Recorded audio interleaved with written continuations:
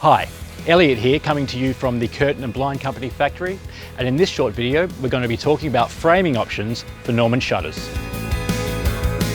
Now your first option is a vintage L frame.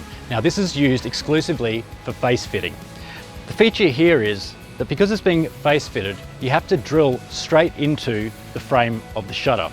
Our face fit shutters are designed with another thin strip of timber that go onto the face to hide the holes and also give the appearance of a single piece frame.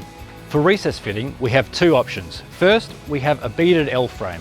Now this is designed if you don't want to have any overhang from around your windows. It goes perfectly if you've already got an architrave and you want to have a four-sided frame. Secondly, we have a Bullnose Z frame. Now, the advantage with this one is it actually gives you an architrave look and feel around the window. This is for any regular window with no finishings around it. And that's it. If you have any other questions about our shutters, feel free to give us a call.